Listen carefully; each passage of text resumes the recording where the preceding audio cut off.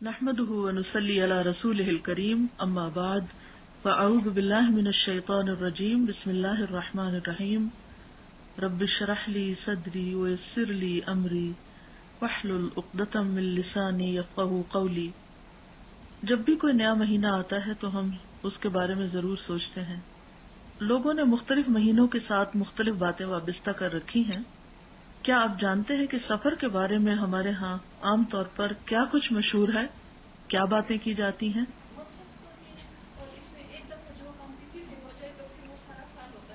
اچھا، یہ بھی ایک کانسیپٹ ہے کہ پہلے 13 دن زیادہ سخت ہیں اور اگر اس میں سے کسی سے کوئی غلط کام ہو جائے تو پھر سارا سال ہی ہوتا رہتا ہے۔ یہ تو ہم بعد میں دیکھیں گے کہ حضور صلی اللہ علیہ وسلم نے اس کے بارے میں کیا فرمایا، لیکن ویسے آپ کا کیا خیال ہے ان ساری باتوں کے بارے میں؟ توہمات ہیں، ان کو کیا کہا جائے؟ یہ کس قسم کی توہمات ہیں؟ ہاں، یہ شگون کی قسم میں آتی ہے۔ ان کا حیثیت کیا ہوگی اسلام میں؟ حرام ہے، مکروہ ہے، مباح ہے، مسنون ہے، یا پھر شرک ہے یا بدعت ہے؟ کیا نام کیا دیں گے آپ اس کو؟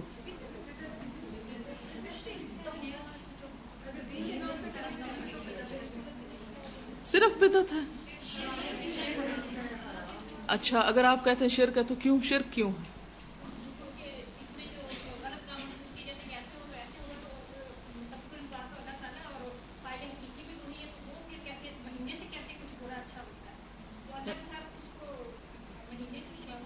ہاں صحیح ہے، یعنی اگر ہمارا یہ ایمان ہے کہ نفع اور نقصان اللہ کے ہاتھ میں ہے اور پھر ہم کسی مہینے کے ہاتھ میں دے دیتے ہیں یا کسی وقت کے ہاتھ میں یا کسی انسان کے ہاتھ میں، تو پھر وہ کیا ہوا؟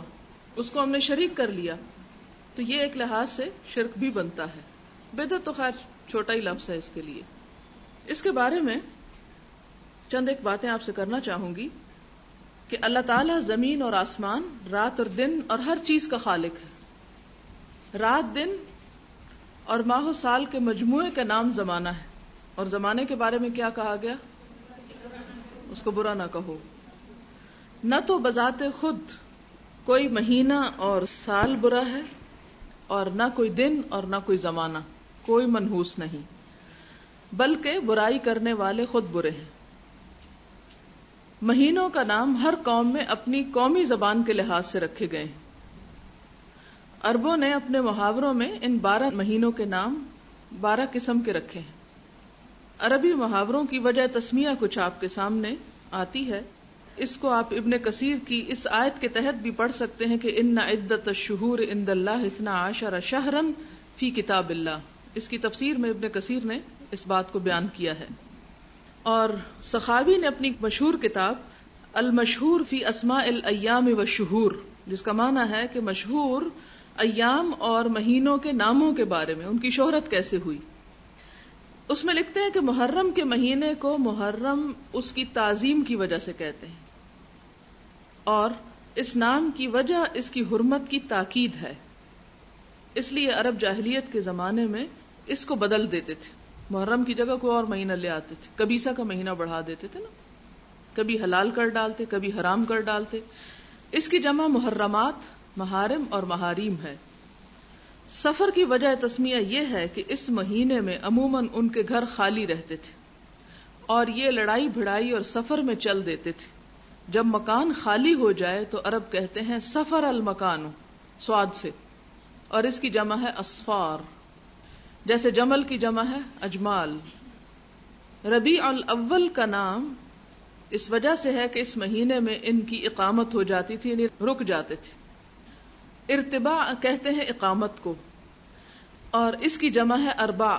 ربیع کی جمع ارباع، جیسے نصیب کی جمع انصباء، اور اسی وجہ سے اس کی جمع اربعہ بھی ہے، جیسے رغیف کی جمع ارغفہ بھی ہوتا ہے۔ ربیع الاخر، آخر نہیں آخر، فرق ہے نا دونوں میں۔ اس کا نام اس لیے کہ اسی وجہ سے ہے، گویا یہ اقامت کا دوسرا مہینہ ہے، آخر دوسرے کو کہتے ہیں نا، نیکسٹ۔ جمادی الاولیٰ کی وجہ تسمیہ یہ ہے کہ اس مہینے میں پانی جم جاتا تھا۔ ان کے حساب میں مہینے گردش نہیں کرتے تھے، یعنی ٹھیک ہر موسم پر ہی ہر مہینہ آتا تھا۔ جس طرح فکس مہینے ہوتے ہیں نا، جیسے ہمارا دسمبر میں سردی ہوتی ہے، اور تو ان کے ہاں بھی ابتدا میں وہ 10 دن بڑھا دیتے سال میں، تو پھر وہ کیا ہوتا، ایک ہی موسم میں مہینے آتے چلے جاتے. اور ہو سکتا ہے یہ وجہ بھی ہو کہ اگر یہ 10 دن نہ بڑھائے جائیں، کیونکہ عربی میں تو سارے مہینے گردش کرتے رہتے ہیں، ہر موسم میں آتے ہیں، اس کی وجہ یہ ہوگی کہ جب ابتدا میں انہوں نے اس کا نام یہ رکھا ہوگا تو اس وقت ایسا ہی موسم ہوگا. اب آپ سوچ رہے ہوں گے کہ مکہ میں تو بڑی گرمی ہوتی ہے، کہاں پانی جمتا ہے اور کس موسم میں جمتا ہے؟ لیکن آپ دیکھیں کہ مکہ کی نسبت مدینہ ٹھنڈا ہے اور وہاں اچھی خاصی سردی ہوتی، اور پھر اس کی نسبت ریاض اور نجد کا علاقہ جو ہے تو بہت ہی ٹھنڈا ہے، شدید قسم کی سردی پڑتی، شدید موسم ہے وہاں، شدید گرمی شدید سردی. کہا جاتا ہے محمد بن عبد الوہاب کے سنتریوں میں سے ایک سنتری سردی سے جم گیا تھا، کہا جاتا ہے، دونوں صحیح ہے کہ نہیں، جس سے یہ ذہن میں آتا ہے کہ وہ جب ابتدا میں پہلی مرتبہ جو مہینوں کی سیٹنگ کر رہے ہوں گے ناموں کے اعتبار سے، تو اس میں جماد نقطہ ان جماد آپ کے ہاں بھی استعمال ہوتا ہے. پھر اسی طرح ایک شاعر نے بھی کہا کہ جمادہ کی سخت اندھیری راتیں جن میں کتا بھی بمشکل ایک آدھ بار ہی بھونکتا ہے، یعنی ٹھنڈک کی وجہ سے. اس کی جمع جمادیات آتی ہے، جیسے حبارہ اور حباریات. یہ مذکر مؤنث دونوں طرح مستعمل ہے. جماد الاولی اور جماد الاخرہ یا اخرى اسی لیے کہا جاتا ہے کہ دوسرا بھی ویسا ہی، یعنی 2 مہینے ایک جیسے، کیونکہ جب سردی آتی ہے تو ایک مہینہ ہی تو نہیں آتی. رجب یہ ماخوذ ہے ترجیب سے، ترجیب کہتے ہیں تعظیم کو، رجب تعظیم کی وجہ سے، کیونکہ یہ مہینہ عظمت و عزت والا ہے اس لیے اس کو رجب کہتے ہیں. اس کی جمع ارجاب ہے اور رجبات بھی ہے. شعبان کا نام شعبان اس لیے کہ اس میں عرب لوٹ مار کے لیے ادھر ادھر متفرق ہو جاتے، شعب گروہوں میں بٹ جاتے. تشعیب کے معنی ہے جدا جدا ہونا، پس اس مہینے کا نام یہی رکھ دیا گیا. اس کی جمع ہے شعابین اور شعبانات. رمضان کو رمضان اس لیے کہتے ہیں کہ اس میں اونٹوں کے پاؤں بوجہ شدت گرمی کے جلنے لگتے تھے. رمضت الفصال اس وقت کہتے ہیں جب اونٹوں کے بچے سخت پیاسے ہوں. اس کی جمع رمضانات آتی ہے، ہم تو اردو میں رمضانوں کہتے ہیں نا، تو رمضانات. اور رمادین اور رامزہ بھی آتی ہے. بعض لوگ یہ کہتے ہیں کہ یہ اللہ کے ناموں میں سے ایک نام ہے، یہ محض غلط اور ناقابل التفات قول ہے. اس کے بارے میں ایک حدیث بھی ہے لیکن وہ ضعیف ہے. شوال ماخوذ ہے شالت الابل سے، یہ مہینہ اونٹوں کی مستیوں کا مہینہ ہے، یعنی ابتدا میں جب رکھا گیا اس کا نام، اور یہ وہیں اٹھا دیا کرتے ہیں اس لیے اس کا نام یہی ہو گیا. اس کی جمع شواویل اور شواول اور شوالات آتی ہے. ذوالقعدہ یا ذوالقعد کا نام ہونے کی وجہ یہ ہے کہ اس ماہ میں عرب لوگ بیٹھ جایا کرتے تھے. قعدہ کا معنی ہوتا ہے بیٹھ جانا، لڑائیاں لڑ کے بیٹھ جاتے، نہ لڑائی کے لیے نکلتے اور نہ سفر کے لیے. اس کی جمع ہے ذوات القعدہ.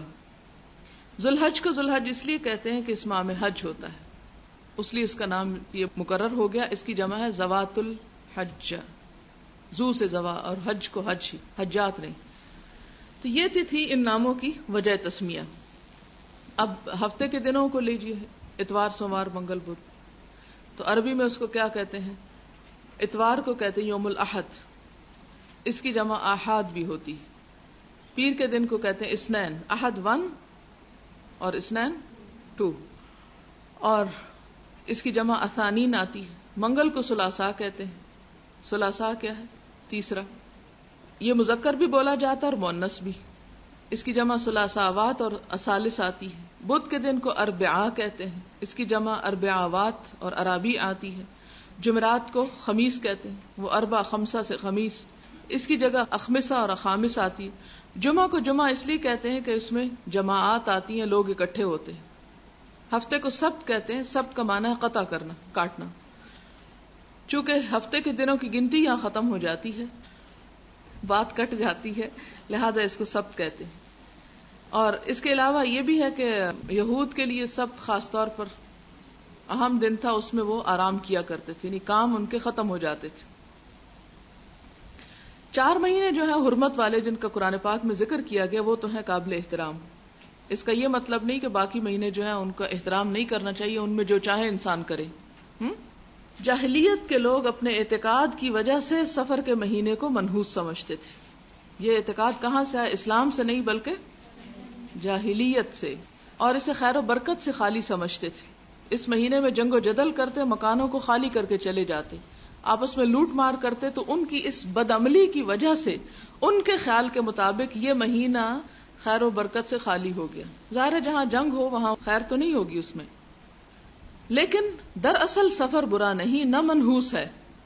جیسا کہ بعض موجودہ زمانے کے مسلمان ہونے کے باوجود بھی جاہلیت کی پیروکاری میں اس کو منحوس سمجھتے ہیں. اس میں شادی بیاہ کو برا سمجھتے ہیں، خصوصاً 13 دن تو بہت ہی منحوس سمجھتے ہیں. اچھا، اب نحوست کا یا وقت اور دن کی نحوست کے بارے میں قرآن میں کیا تصور ہے؟ قرآن نے کن دنوں کو منحوس قرار دیا؟ ہاں، جن دنوں میں قوموں پر عذاب آیا. تو وہ دن منحوس نہیں تھے، بلکہ وہ عمل ایسے تھے کہ جنہوں نے بدبختی کو دعوت دی.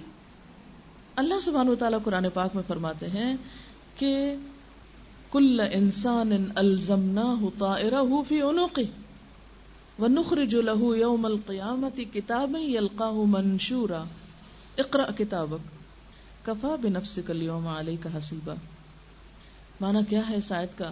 کہ ہر انسان کی بدشگونی، ہر انسان کی قسمت اس کے گلے میں لٹک رہی ہے.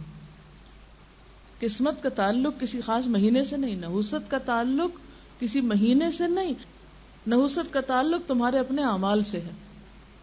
تم خود لڑائی جھگڑے کرتے ہو، جنگ و جدل کرتے ہو، تب تمہارے گھر خالی ہوتے ہیں، تب تمہاری عورتیں بیوہ ہوتی ہیں، تب تمہارے بچے کٹتے مرتے ہیں.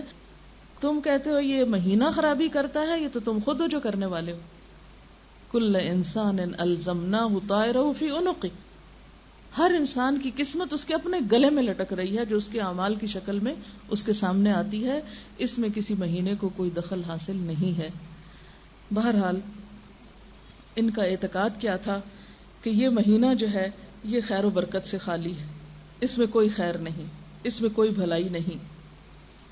اور پھر نہ صرف یہ کہ خیر و برکت سے خالی کہتے، بلکہ اس کے ساتھ کچھ اور شگون بھی لیتے.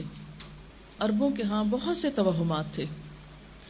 مثلا یہ جو طائر کا لفظ توہم کے لیے استعمال ہوتا ہے، ان کے ہاں کیا تھا کہ جب کوئی کام کرنے کا ارادہ کرتے تو پرندے کو اڑاتے یا جانور بھگاتے. اگر تو بھگاتے ہوئے یا اڑاتے ہوئے وہ دائیں طرف جاتا تو کہتے کہ یہ کام اچھا ہے، کر لینا چاہیے. اور اگر وہ بائیں طرف جاتا تو کام روک دیتے، یہ کام ہمارے حق میں ٹھیک. جیسے ہم استخارہ کرتے ہیں نا، تو وہ استخارہ کس سے کرتے تھے؟ پرندے اڑا کے کرتے تھے. توہم کی ایک قسم تھی. حالانکہ پرندے بیچارے کے ہاتھ میں تو نہ کسی کی قسمت ہے اور نہ ہی اچھا برا ہے. اسی طرح اگر گھر سے نکلتے اور خاص جانور مثلا بلی رستے میں آ جاتی، واپس آ جاتے کہ بلی رستے میں آ گئی، کام نہیں ہونا. ہمارے یہاں تو کالی بلی ہے نا، تو ان کے یہاں شاید کالی تو نہیں تھی، ہر بلی تھی. اسی طرح اگر کوئی کوا بول پڑتا تو اس کو بھی اپنے لیے منحوس قرار دیتے. کوے کی آواز کو نہیں اچھا سمجھتے، کوے کی آواز کان میں پڑ گئی ہے، اب تو آج کا دن نہیں اچھا گزرے گا، آج سویرے سویرے فلاں میرے منہ لگ گیا ہے، آج کا دن ضرور کوئی خرابی ہوگی. اس قسم کے توہمات ان اہل عرب کے ہاں بہت سے تھے. نبی صلی اللہ علیہ وسلم نے آ کر ان توہمات کے بارے میں لوگوں کو ایجوکیٹ کیا اور کیا بتایا کہ کسی بھی انسان کی بدقسمتی کے اسباب خود اس کے اپنے اعمال میں ہیں، اس کے اندر ہیں. کسی طوطے، چڑیا، بلی میں نہیں ہے. کسی بلی کے ہاتھ میں، کسی کوے کے ہاتھ میں، کسی طوطے کے ہاتھ میں کسی کی قسمت نہیں ہے. کسی پرندے کے اڑنے یا کسی جانور کے بھاگنے سے کچھ بھی تم صحیح اندازہ نہیں لگا سکتے. یہ محض اتفاق ہے کہ وہ کدھر کو گیا. بعض اوقات ہوا کا رخ ہو سکتا ہے، بعض اوقات اڑانے کا اینگل ایسا ہو سکتا ہے. لہذا ان چیزوں سے تم توہمات سے اپنی قسمت منسوب نہ کرو. رسول اللہ صلی اللہ علیہ وسلم نے فرمایا، من رجعت الطیرۃ عن حاجتہ فقد اشرک، جو کسی چیز سے بدفالی پکڑ کے اپنے مقصد سے لوٹ آیا اس نے شرک کیا. یعنی مثلا کوئی بلی دیکھ کے واپس آ گیا، اپنا کام چھوڑ دیا اس نے، تو اس نے شرک کیا. کیونکہ بلی کوئی قسمت بنا یا بگاڑ نہیں سکتی، بلی کے گزرنے سے کچھ نقصان نہیں ہوتا. اور اگر انسان یہ سمجھتا ہے کہ نقصان بلی کی چال میں ہے یا بلی گزرنے میں ہے، تو یہ اس نے اللہ کے ساتھ شریک کر دیا. کیوں؟ اس لیے کہ ایک مسلمان کا عقیدہ یہ ہے کہ نفع اور نقصان سب اس کے ہاتھ میں ہے، کسی دوسرے کے ہاتھ میں نہیں ہے. صحابہ نے پوچھا، اے اللہ کے رسول صلی اللہ علیہ وسلم، ایسا شخص پھر کیا کفارہ دے کہ اس کی توبہ قبول ہو جائے؟ کیونکہ آپ کو معلوم ہے کہ شرک سب سے بڑا گناہ ہے. اللہ تعالیٰ سارے گناہ معاف کر دیں گے مگر شرک معاف نہیں ہوگا. تو صحابہ نے پوچھا کہ اگر ایسا کرنا شرک ہے تو شرک سے پھر کیسے ہم جان چھڑائیں؟ آپ نے فرمایا کہ وہ شخص یوں کہے، اللہم لا طیر الا طیرک ولا خیر الا خیرک ولا الہ غیرک ثم یمضی لحاجتہ. اے اللہ، تیری فال کے بغیر اور کوئی فال نہیں، یعنی اصل بھلائی تیرے ہاتھ میں ہے، تیری بھلائی کے بغیر کوئی اور بھلائی نہیں، تیرے سوا اور کوئی معبود نہیں. یہ الفاظ کہہ کے اپنے کام کو چلا جائے، یہ اس کا کفارہ ہے. یعنی وہ کام کر لے جس سے رکا تھا، محض ایک گمان کی وجہ سے، محض ایک وہم کی وجہ سے. رسول اللہ صلی اللہ علیہ وسلم نے فرمایا، بد فالی ایک شرک ہے، یعنی بری فال لینا کسی چیز سے یا کسی چیز کو اپنے حق میں منحوس سمجھنا، یہ ایک شرک ہے. اس کو 3 مرتبہ فرمایا. اور ابن مسعود نے فرمایا کہ ہم میں ایسا کوئی نہیں جس کو خیال نہ آتا ہو کہ ہائے یہ ہو گیا تو اب پتہ نہیں آگے کیا ہوگا. یعنی وہم تو ہر ایک کو آتا ہے، یعنی شیطان ہر ایک کو خوف دلاتا ہے. مثلا عام طور پہ آپ دیکھیں ہمارے ہاں کس طرح طرح کے توہمات ہیں. مثال کے طور پر کسی بچی کی شادی کے موقع پر اگر خدا نہ خواستہ گھر کا کوئی بزرگ فوت ہو گیا جس کی موت کا دن پہلے سے لکھا ہوا تھا، اب وہ لڑکی خاندان والوں کے لیے منحوس قرار پاتی. اسی طرح بہت سی ایسی چیزیں ہیں. مثلا کسی شادی پر عموماً کسی بیوہ کو یا ایسی عورت جس کے بچے مر جائیں اس کو شریک نہیں ہونے دیتے کہ یہ نعوذ باللہ منحوس ہے، اس کے آنے سے یہ جس کی شادی ہو رہی ہے اس کے اوپر بھی اثر پڑے گا. کسی انسان کے اندر نحوست نہیں، نحوست باہر نہیں ہوتی، نحوست اپنے اندر ہوتی ہے. اللہ نے اگر ہمارے حق میں کچھ لکھ رکھا ہے تو وہ کوئی اس کو ٹال نہیں سکتا، اور اگر وہ ٹال دے تو کوئی اس کو ہمارے حق میں نقصان دہ کر نہیں سکتا. پھر اسی طرح اس کا علاج کیا ہے؟ توکل، اللہ پہ بھروسہ.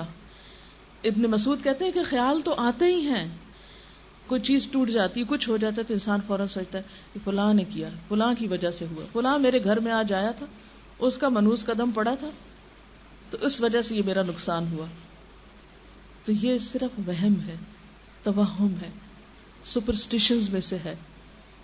اس کا علاج کیا؟ اللہ پہ بھروسہ اور توکل.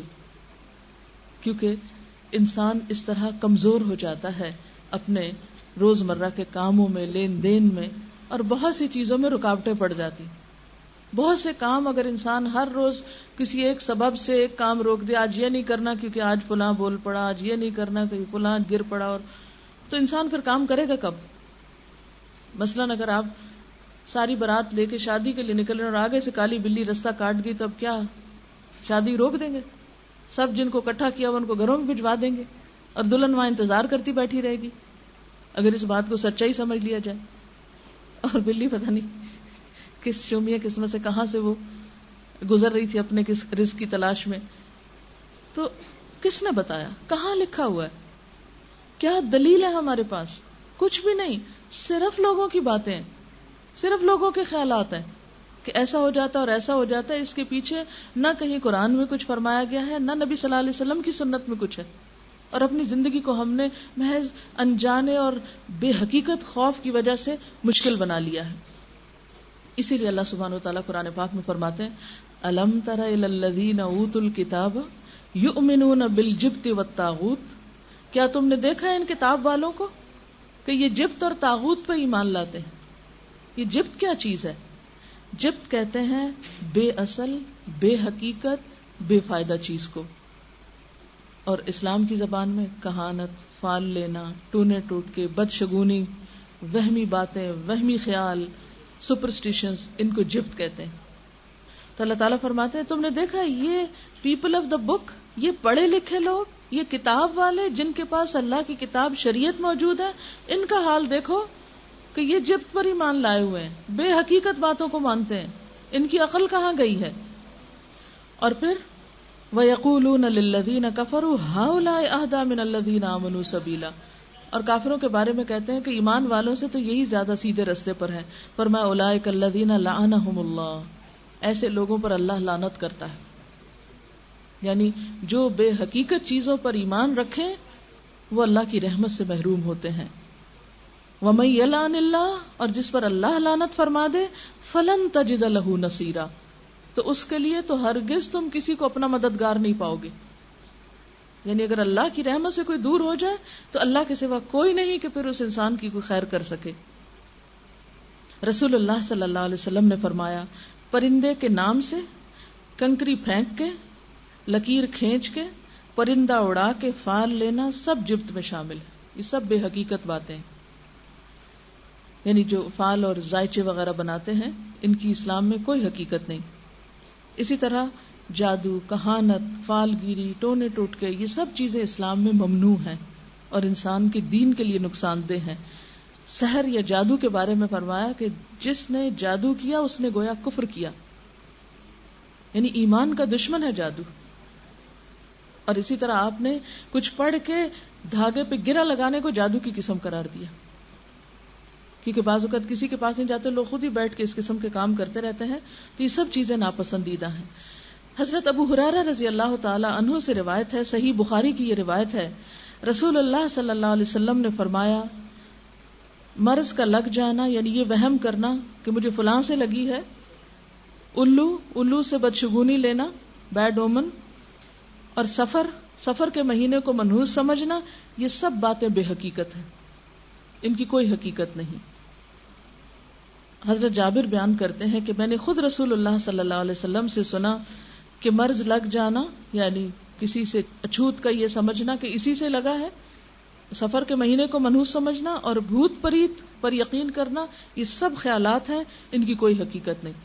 یعنی پریاں اور بھوت نام کی کوئی چیز نہیں. جن ہیں، جن کا ذکر قرآن میں آتا ہے، لیکن جنوں کے علاوہ پریوں کا تصور اور بھوتوں کا تصور، ان کی کوئی بھی حقیقت نہیں. حضرت بریدہ سے روایت ہے، آپ صلی اللہ علیہ وسلم بدشگونی نہیں لیتے تھے، کسی بھی چیز سے برا شگون نہیں لیتے تھے کہ یہ دن میرے لیے برا ہے، یا یہ تاریخ بری ہے، یا یہ انسان برا ہے، یا یہ کوئی خاص کھانا یا کوئی جانور، کوئی بھی چیز. آپ صلی اللہ علیہ وسلم کسی بھی چیز سے برا شگون نہیں لیا کرتے تھے. ایک اور حدیث میں آتا ہے، آپ صلی اللہ علیہ وسلم کے پاس فال گیری کا ذکر کیا گیا کہ لوگ اس طرح فال لیتے ہیں. آپ نے فرمایا، ان میں سے سب سے اچھی چیز تو نیک فال ہے. یعنی اگر آپ کسی کو بابرکت سمجھیں، کسی مہینے کو یا دن کو یا کسی انسان کو یا کسی مجلس کو، وہ تو ٹھیک ہے، لیکن اس کے برعکس منحوس سمجھنے لگے کسی کو تو یہ درست نہیں. اور بدفعلی کسی مسلمان کو کام سے نہ روکے. خاص طور پہ آپ نے فرمایا بدفعلی کسی کو کام سے نہ روکے، کام سے نہیں رکنا. جو ارادہ کر لیا، اذا عزمت فتوکل علی اللہ، جب کسی کام کا ارادہ کر لو تو پھر اللہ پہ بھروسہ کرو اور وہم و توہمات سے نکل آؤ. بس جب تم میں سے کوئی کسی چیز کو ناگوار دیکھے تو یہ دعا پڑھے. یعنی اگر سمجھے، دل میں خوف آئے یا خیال آئے کہ فلاں چیز کی وجہ سے پتہ نہیں اب یہ ہوتا ہے یا نہیں، تو یہ دعا پڑھنی چاہیے، اللہم لا یأتی بالحسنات الا انت ولا يدفع السیئات الا انت ولا حول ولا قوت الا بک. کیا معنی اس کا؟ یا اللہ، تیرے سوا کوئی بھلائیاں نہیں پہنچاتا، تیرے سوا کوئی برائیاں نہیں ٹالتا، اور برائیوں سے بچنا اور نیکی کرنے کی قوت سے بہرہ ہونا تیری ہی توفیق سے ممکن ہے. یعنی اور کوئی نہیں کہ جو ہمیں بھلائی یا برائی سے دوچار کر سکے. جیسے کبھی میں نے سحر کی بات کی تھی، یا نجومی کے پاس جانے کا جو طریقہ ہے، یا لوگ نجومیوں سے قسمت کے حال معلوم کرتے ہیں، اس کے بارے میں بھی صحیح مسلم میں آتا ہے. حضرت حفصہ جو آپ صلی اللہ علیہ وسلم کی زوجہ مطہرہ ہیں، وہ فرماتی ہیں کہ رسول اللہ صلی اللہ علیہ وسلم نے فرمایا، جو شخص کسی کاہن یا نجومی کے پاس گیا اور اس سے کوئی بات پوچھی اور اس پہ پھر یقین بھی کر لیا، تو اس کی 40 راتوں کی نمازیں قبول نہیں ہوگی. یعنی عبادات اس کی قبول نہیں ہوگی، کیونکہ اس نے اپنا ایمان خراب کیا. کیونکہ غیب کا علم اللہ کے سوا کسی کے پاس نہیں. کیونکہ جب انسان کسی سے پوچھتا ہے، وہ اوٹ پٹانگ کچھ بتا دیتا ہے، انسان اس پہ خوف کھانے لگتا ہے، اور جیسے انسان سوچتا ہے پھر چیزیں ویسے ہی ہونے لگتی. مثلا اگر کوئی آپ کو کہہ دے کہ آج آپ کو بخار ضرور ہوگا، تو اب آپ انتظار میں بیٹھ جائیں گے کہ اچھا کس وقت ہوگا. عام طور پر لوگوں کی باتوں اور سوچوں کا انسان پر بہت اثر ہوتا ہے، اور اگر ایک ہی بات 2-4 لوگ کہہ دیں، مثلاً اگر 2-3 لوگ آپ سے دن میں کہہ دیں کہ آپ پیلی لگ رہی ہیں، خیر تو ہے، آپ کی طبیعت ٹھیک ہے، ایک کے بعد دوسرے، دوسرے کے بعد تیسرا، تو آپ واقعی شیشہ دیکھیں گے جا کے کہ واقعی مجھے کچھ ہے، میرا خیال ہے کہ آج کچھ ہونے والا ہے، کوئی طبیعت میری واقعی خراب ہو رہی، کیونکہ عام طور پہ ہم لوگوں کی باتوں سے بہت اثر قبول کرتے ہیں. حضرت ابو ہریرہ رضی اللہ تعالی عنہ سے روایت ہے، رسول اللہ صلی اللہ علیہ وسلم نے فرمایا، جو شخص کسی کاہن کے پاس آیا اور جو کچھ کاہن نے بتایا اس کی تصدیق کر دی کہ ہاں ہاں تم سچ کہتے ہو، واقعی ایسے ہے، تو گویا جو محمد صلی اللہ علیہ وسلم پر نازل ہوا اس سے اس نے انکار کر دیا. طبرانی کی روایت ہے کہ جو شخص کسی نجومی یا کاہن کے پاس اس لیے گیا کہ غیب معلوم کرے، پھر اس سے کوئی بات پوچھ لی تو 40 راتوں تک اس کی توبہ قبول ہونے سے رکی رہتی ہے، اور اگر اس نے نجومی کی بات کی تصدیق بھی کر دی تو اس نے کفر کیا. اس لیے ایسی تمام چیزوں سے پرہیز کرنا چاہیے.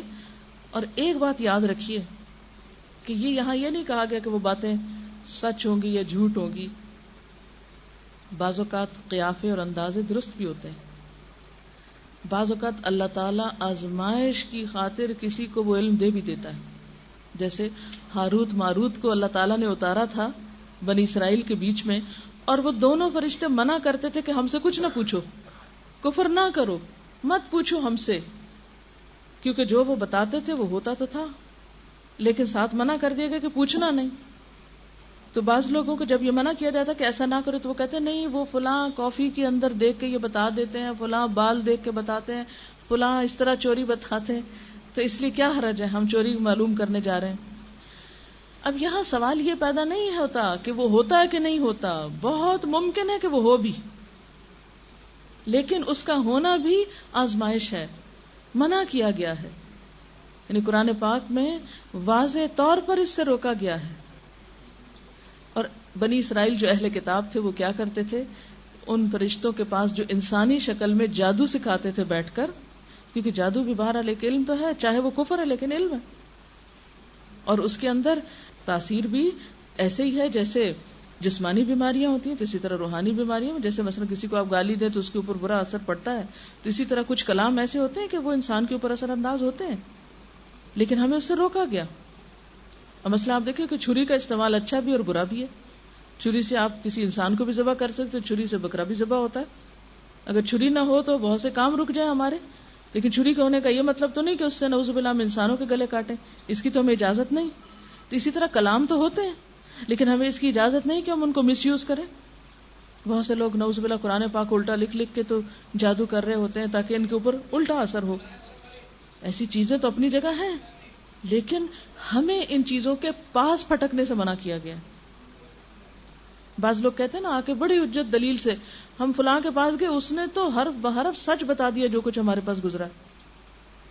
ہو سکتا ہے بتا دیا ہو سکتا ہے اس کو اللہ نے کوئی ایسا علم دیا ہو، کوئی الہام ہوتا ہو، کوئی کچھ ہوتا ہو، لیکن ہمیں منع کیا کہ خواہ تمہیں پتا ہو، خواہ کوئی سچ ہی بتاتا ہو، پھر بھی نہیں جا سکتے اس کے پاس، کیونکہ ہو سکتا ہے کوئی ایک سچ بتاتا اور 10 جھوٹ بتاتے ہوں، تو پھر آپ کے پاس پیمانہ ہی نہیں، کوئی معیار ہی نہیں. لہذا انسان کے فائدے میں انسان کو روکا گیا.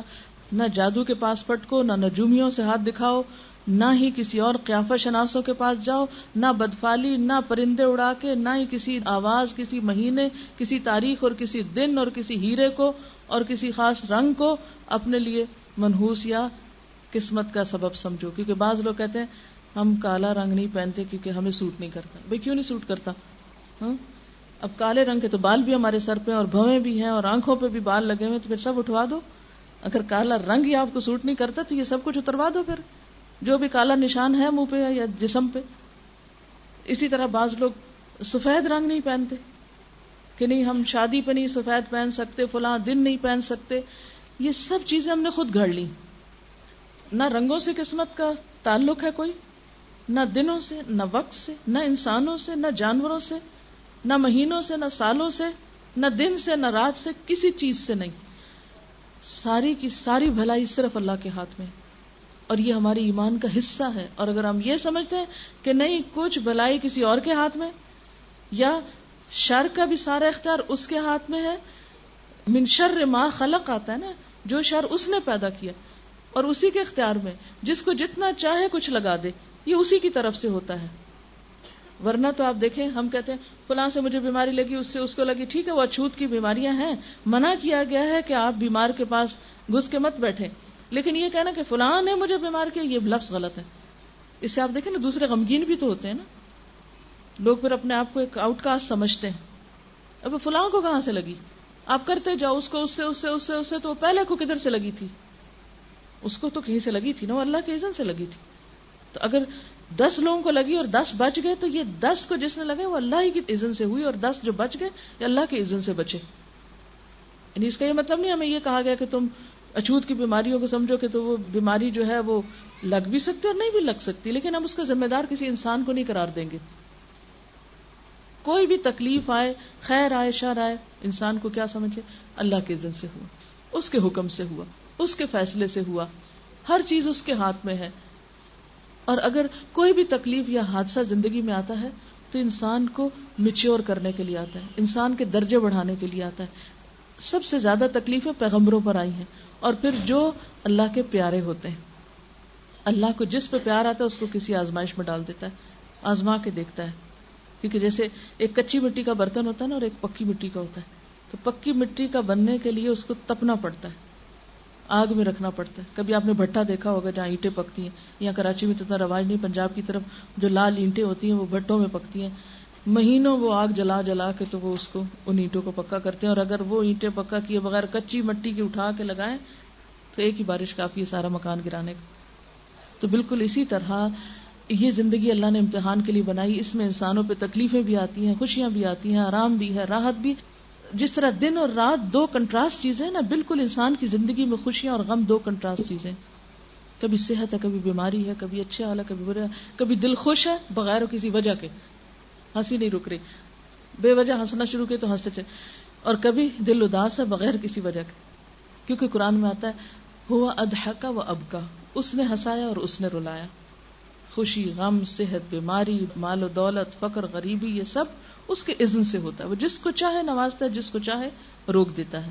لہٰذا ان چیزوں کے پیچھے پڑنا جو ہے یہ درست نہیں. اب آپ دیکھیں کہ یہ جو ہم ایک سٹارز پہ بھی بہت بلیو کرتے ہیں، ہاروسکوپ پہ اور سٹارز اور اس طرح کی چیزیں، اس کے بارے میں ہمارے دین نے تو ہمیں 1400 سال پہلے بتا دیا کہ یہ سب بیکار کی باتیں ہیں. لیکن ہم پھر بھی باز نہیں آتے. لوگوں کا اکثر دل پسند مشغلہ یہ ہوتا ہے کہ اخبار میں سب سے پہلے وہ پیج دیکھتے ہیں جہاں ہمیں اپنے ہفتے کا حال معلوم ہو. اور یہ صرف ایک توہم ہے، حال چال اس میں کچھ نہیں ہوتا. یہ میرے سامنے ایک اخبار کی کٹنگ ہے، اس کو پڑھ کے سناتی ہوں. اس میں لکھا ہے سائنسدانوں نے بالآخر 40 سال کی سائنسی تحقیق کے بعد ثابت کر دیا کہ علم فلکیات محض فریب اور دھوکے کے سوا کچھ نہیں. یہ ایسٹرالوجی جو ہے محض دھوکا ہے، اور اس علم کی بنیاد لغویات پر مبنی تھی. اس تحقیق پر 1958 سے لندن میں کام شروع ہوا، جس میں ایک سابق ماہر فلکیات اور سائنسدان جیفری ڈین اور کینیڈا کی کیچوان یونیورسٹی کی ماہر نفسیات ایوان کیلی نے حصہ لیا.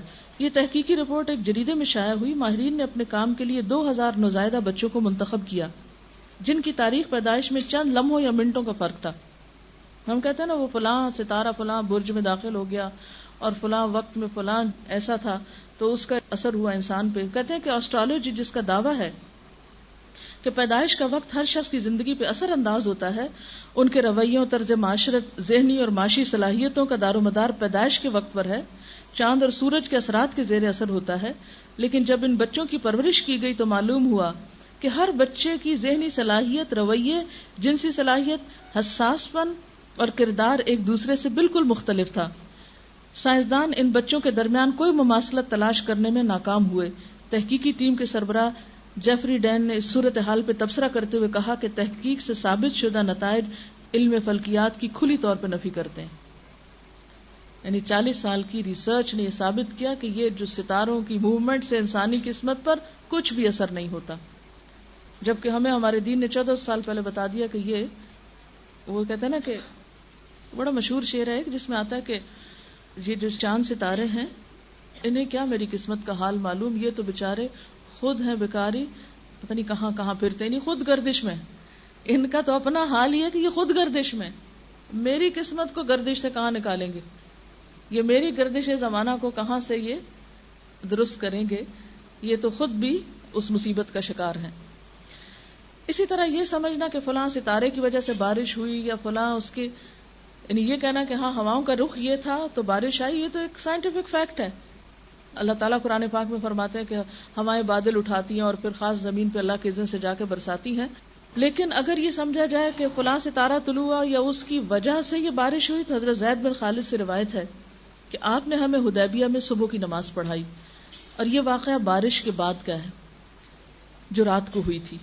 جب آپ نماز سے فارغ ہوئے تو لوگوں کی طرف متوجہ ہوئے اور فرمایا، کیا تم جانتے ہو تمہارے رب نے کیا کہا؟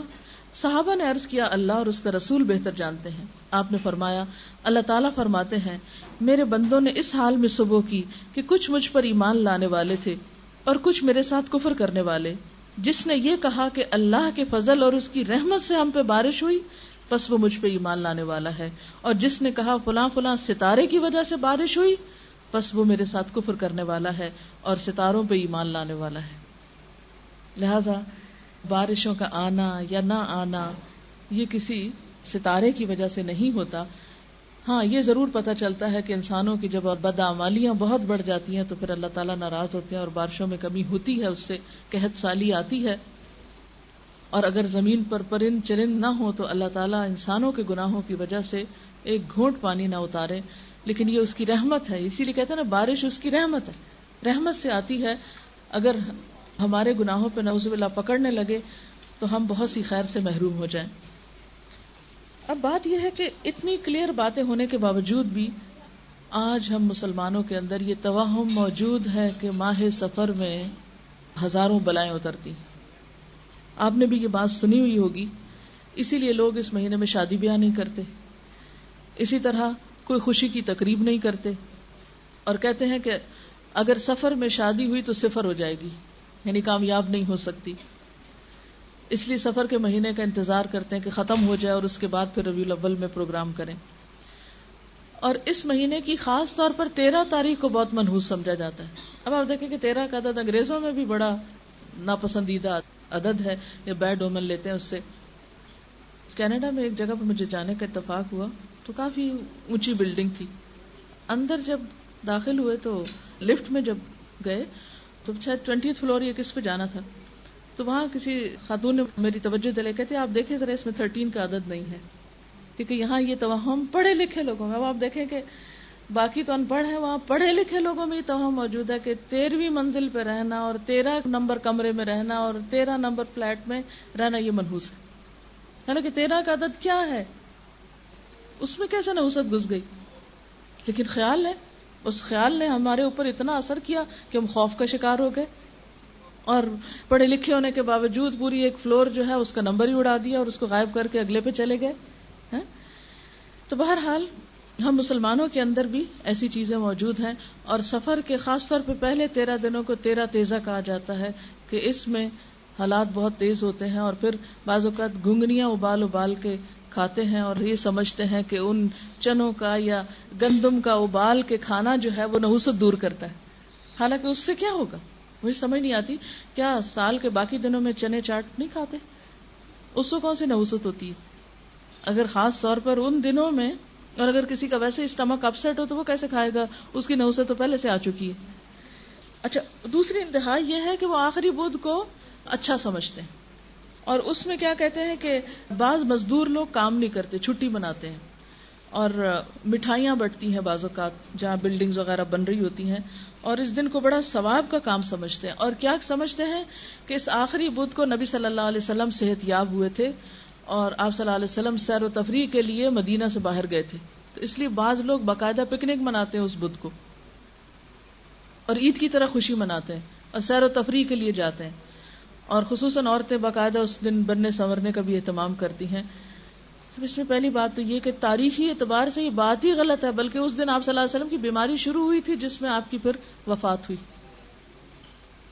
یعنی کہاں یہ کہ جہاں آپ کی بیماری شروع ہو رہی ہے، معلوم نہیں ہمیں کس نے سجھا دیا کہ اس دن آپ صحت یاب ہوئے۔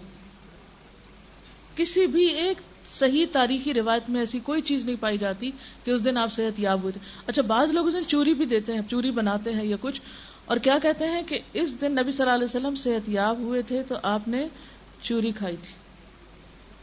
اب آپ دیکھیں کہ نیا نیا کوئی شخص بیماری سے اٹھا ہو تو کیا اس کو چوری کھلاتے ہیں؟ یعنی عقل کو بھی یہ بات نہیں لگتی.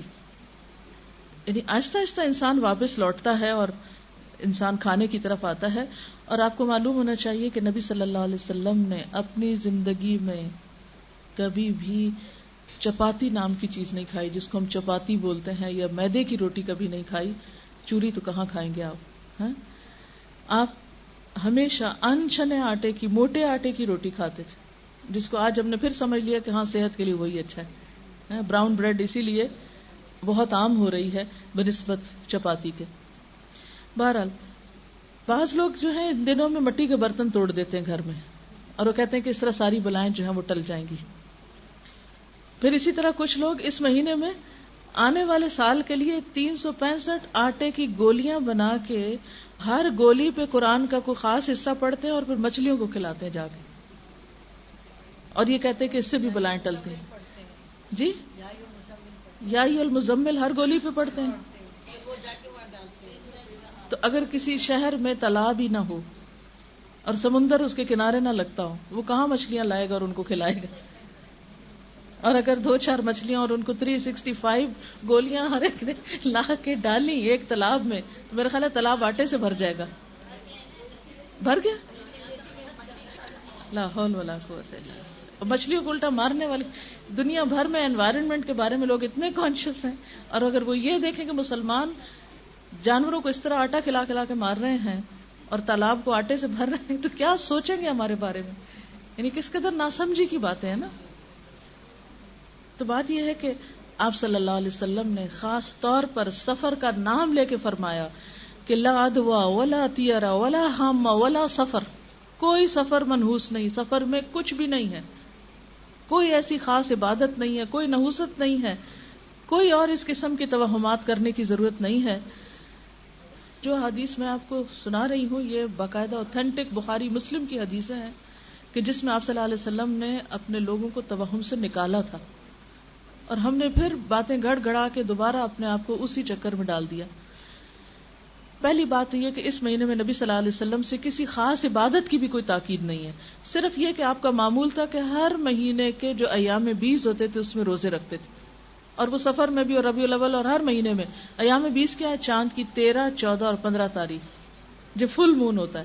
جب فل مون ہوتا ہے نا تو اس کی روشنی اور اس کا جو وہ ایک خاص ہے. تو آپ نے دیکھا کہ سمندر پر بہت اثر انداز ہوتا ہے، یعنی اس سے مد و جزر ہوتا ہے، ہائی ٹائیڈ ہوتی ہے. تو اسی طرح انسانی جسم کے اندر بھی یعنی ایک خاص قسم کی وہ اس کے جو جذبات ہیں یا اس کے اندر جو ایک احساسات ہیں ان پر ضرور اثر انداز ہوتا ہے. اور یہ قسمت یا وہ کوئی ان نون چیز نہیں ہے، اسے سائنٹیفک فیکٹ کے جو چاند کے جو روشن راتیں ہیں وہ سمندر کے پانی پر اثر انداز ہوتی ہیں، اسی طرح انسانی طبیعتوں پر بھی یہ اثر انداز ہوتے ہیں. تو انسان کو کول ڈاؤن کرنے کے لیے نبی صلی اللہ علیہ وسلم نے ان 3 دنوں کے روزے کو مسنون قرار دیا، جو صرف سفر میں نہیں ہر مہینے رکھے جا سکتے ہیں. اور رمضان میں تو خیر سارا ہی مہینہ ہوتا ہے، 13، 14 اور 15 چاند کی. اب یہ جتنی بھی توہمات ہیں، مثلا آپ دیکھیں ہمارے ہاں یہ کہتے ہیں کہ دائیں آنکھ پھڑ کے تو مصیبت آتی ہے، نعوذ باللہ.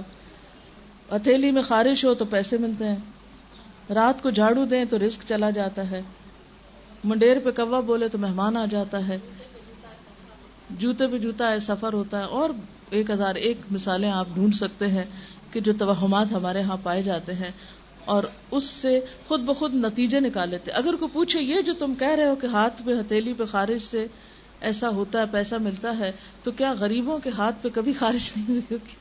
یہ غریبوں کو کبھی خارش کی بیماری نہیں لگی ہوگی؟ یہ سب ہمارے اپنے فتوے ہیں اور یہ جھوٹی باتیں ہیں، ان کی کوئی حقیقت نہیں. یاد رکھیں مومن کا عقیدہ کیا ہے کہ نفع اور نقصان صرف اللہ کے ہاتھ میں ہے.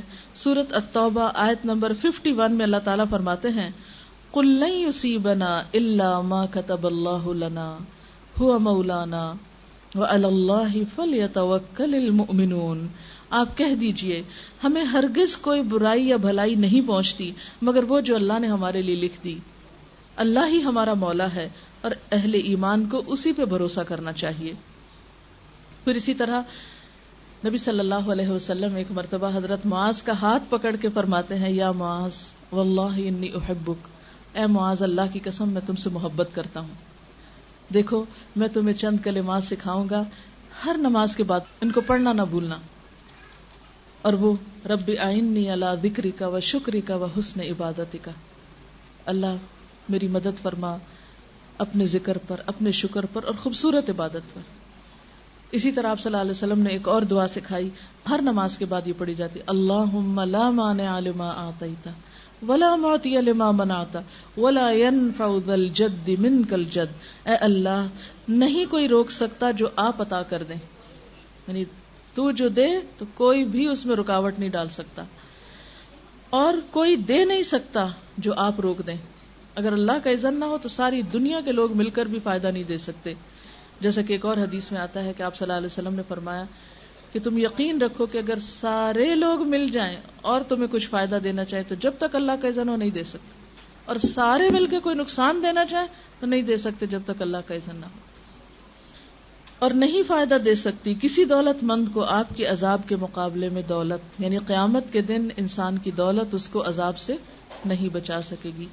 اور آخری بات یہ کہ یہ جو ہم طوطا فال لیتے ہیں یا چوری کے لیے فال نکلواتے ہیں، اس میں بھی بہت احتیاط کی ضرورت ہے. بعض اوقات اگر کسی کی چوری ہو جائے تو لوگ کیا کرتے ہیں کہ امام مسجد یا کسی بھی علم والے سے دیوان حافظ یا گلستان یا قرآن پاک سے فال نکالتے ہیں، اور سچا عقیدہ ان کا ہوتا ہے، وہ مخصوص ورقے کھول کے تو ان کے اندر سے کوئی اندازے لگاتے ہیں کہ اچھا یہ لفظ آ گیا تو اس لفظ سے فلاں کا نام بنتا ہے، اور کون کون ہے تمہارے خاندان میں اس طرح، تو کسی نہ کسی پہ الزام لگا دیا جاتا ہے کہ فلاں چور ہے تمہارے گھر میں. اس کے بارے میں ایک واقعہ ہے کہ ایک شخص پر اسی طرح چوری کا الزام لگا، بڑا ناسمجھ شخص تھا. اس نے جا کے مسجد میں قرآن کا ورقہ بھی پھاڑا اور کہا یہ قرآن بھی جھوٹا اور امام بھی جھوٹا، کیونکہ وہ چور نہیں تھا. اس پہ ناحق الزام، اس نے بھی بہت غلط کیا. لیکن بات یہ ہے کہ اسلام میں چوری معلوم کرنے کا یہ طریقہ بالکل درست نہیں. اس سے کیا ہے، اگر آپ نے کسی پہ ناحق الزام لگایا تو سخت پکڑ ہوگی. اور دوسرا یہ کہ قرآن پاک اس لیے نہیں آیا کہ ہم اس میں سے کسی کی چوری معلوم کریں، وہ ایسے علم دینے کے لیے میں نہیں، وہ تو ذالک الکتاب لا ریب فیہ ھدی للمتقین، یہ کتاب جس میں کوئی شک نہیں، متقیوں کو ہدایت دینے کے لیے آئی ہے، رہنمائی دینے کے لیے آئی ہے، نہ کہ لوگوں کی چوری بتانے کے لیے.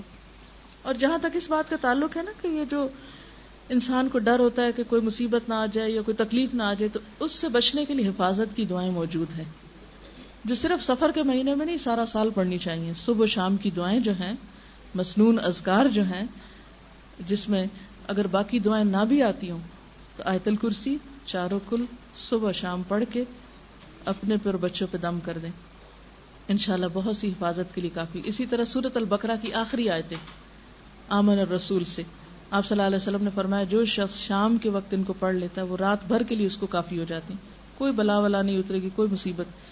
اور یہ جو آخری آیتیں ہیں یہ اتنی خوبصورت آیتیں ہیں کہ آپ صلی اللہ علیہ وسلم نے ایک دفعہ فرمایا کہ آج آسمان کا ایک دروازہ ایسا کھلا ہے کہ جس سے پہلے کبھی نہ کھلا تھا، ایک فرشتہ ایسا اترا ہے جس سے پہلے کبھی نہ اترا تھا، اور وہ ایسی آیتیں لے کر آیا ہے جو آج سے پہلے کسی نبی کو نہیں ملی. اور وہ اللہ تعالیٰ نے زمین و آسمان کی تخلیق سے بھی 2000 سال پہلے لکھی تھی یہ آیتیں، آمن الرسول سے آخر تک. عرش کے خاص خزانے سے یہ آیتیں ملی ہیں ہم کو، ہم سے پہلے کسی امت کو نہیں ملی. تو اگر آپ مغرب کے وقت نماز میں ہی مثلاً اس کو پڑھ لیں، عادت بنا لیں، یا کسی بھی وقت رات کو سونے سے پہلے پڑھ لیں، آیت الکرسی پڑھ کے چاروں طرف پھونک دیں، تو انشاءاللہ اللہ کی حفاظت پہ آپ رہیں گے. ورنہ کسی اور کے بس میں حفاظت نہیں ہے کسی کی. ولا یؤودہ حفظہما وہو العلی العظیم. کیوں؟ اس لیے کہ لا تأخذہ سنۃ ولا نوم، نہ اللہ تعالیٰ سوتے ہیں نہ اس کو اونگ آتی. کتنے بھی گارڈ رکھ لیں اونگ آ سکتی، ان کو نقصان پہنچایا جا سکتا، لیکن اللہ تعالیٰ کی ذات کوئی اس تک نہیں پہنچ سکتا. لہذا اصل حفاظت اسی کی حفاظت ہے. اس لیے انسان انسانوں سے بے نیاز ہو کر، کوئی انسان آپ کو نقصان نہیں دے سکتا. یاد رکھیں، یقین ہونا چاہیے اور ایمان ہونا چاہیے.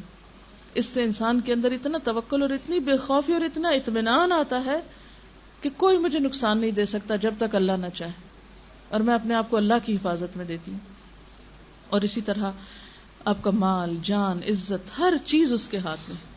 نبی صلی اللہ علیہ وسلم کا طریقہ کیا تھا؟ جب کوئی خوف ہوتا، جب کوئی پریشانی ہوتی، جب کوئی تکلیف ہوتی، فوراً اللہ کی طرف رجوع کرتے.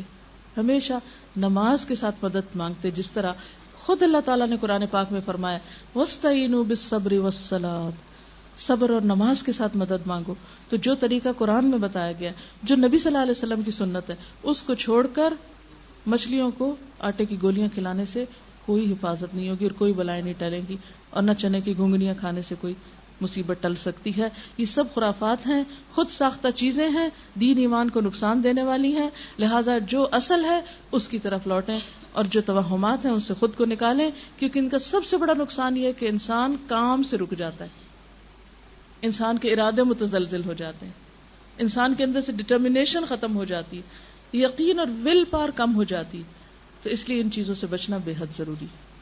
تو اللہ تعالیٰ سے دعا ہے کہ اللہ تعالیٰ ہمیں ہر طرح کے توہمات، بدشگونیوں اور ایسے گمان سے بچائے اور شرک سے بچائے کہ جو انسان کے اعمال کی بربادی کا ذریعہ ہوں.